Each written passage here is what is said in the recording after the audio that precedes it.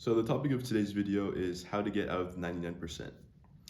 Most people are caught in comfortable complacency. So they're pretty much just content with their lives. They might be mildly dissatisfied, but it's not really enough to get them to actually change. They're just fine with, living a kind of a mediocre life, just going along with the herd and, going to the 9 to 5.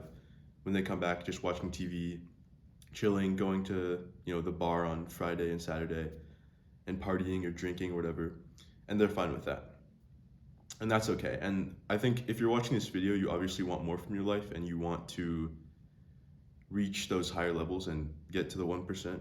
And I think something to realize is other people like the night. That's why it's called the 99%, because other people, like, we're not like everybody else.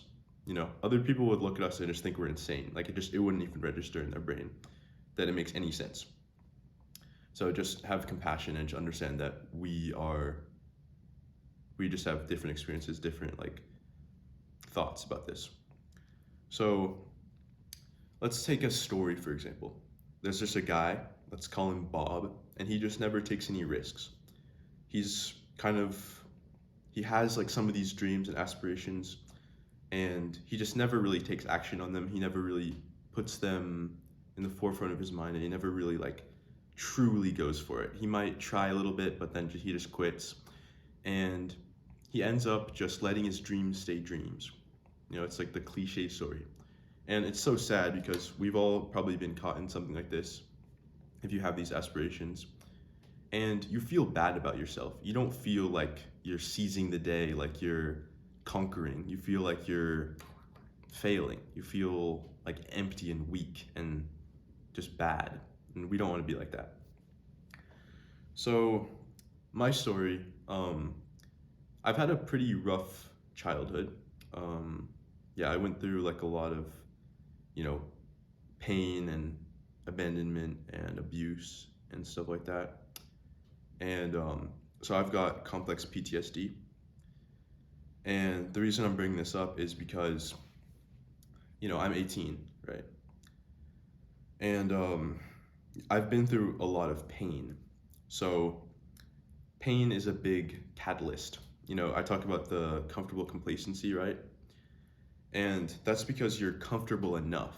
It's not terrible. Like if some other person was, not really living their fullest gifts and not really progressing, they might feel, mildly depressed, right? But, I get to that point and I don't want to live. Like I'm in like really bad pain. So like I had to change. I was forced to excel, and I was forced to progress because it wasn't like an option for me. It was very clear, like death like feelings of like, just like horrible. I can't even like really describe it right now, but like horrible, or hope and a way out. And I was thinking about this a bit of, some people were kind of like born into hell, and something that helped me a lot to like get through this is and I'm still working through it, but is that you're in the hell, and we don't know if there's after this hell there's another hell, or maybe there's hope, or maybe there's happiness, but the only way to know is to keep moving forward and to keep pushing forward.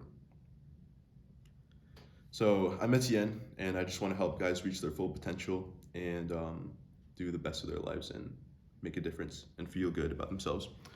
So the problem is never evolving just makes you feel terrible. The guys who have these dreams and then they don't do anything about them, they feel like a shell of a man. They don't feel good about themselves, and their self-belief is lowered because they're not taking the right actions. Their testosterone will be lowered. They'll get less girls, things like that, right? And they'll also just be mildly depressed because they're like I said, if you do all those things, we've all experienced that. at least most of us, I think, of doing the normal life and doing, getting caught in the addictions of like watching 6 hours of content per day or whatever, or like playing video games all day, or just not really addressing things and letting things build up and not progressing and not improving yourself, then you just end up depressed. So it sucks. Now, the solution, there's a few steps to this, 3. So one is agitate the pain for yourself. Pain is the catalyst. Pain is the thing that lets you grow, and pain is the thing that allows you to get out of the comfortable complacency. So if you're having trouble and you're thinking, like, I could do this, but it's not really that bad, my life's not that bad, I'm pretty happy with a couple things, you want to agitate the pain for yourself and stoke the pain. So what you want to do is be very clear on what the consequences are for you. So take a piece of paper and just write down, like, actually do this if you care about this. Write down, what are the consequences? What are like the negative consequences of not taking action here, of not changing anything, of staying in this comfortable complacency?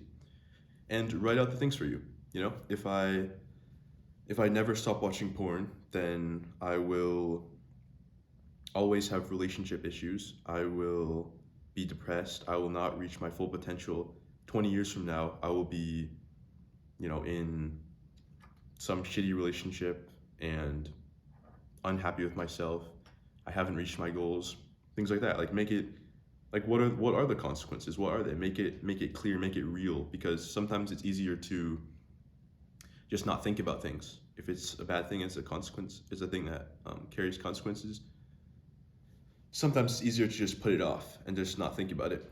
But if you put it out and take it and put it in front of you and maybe put that like somewhere conspicuous, like, on your wall, or tape it to your wall, or on your phone screen, and you review that, then you'll realize, oh shit, I really have to take action now.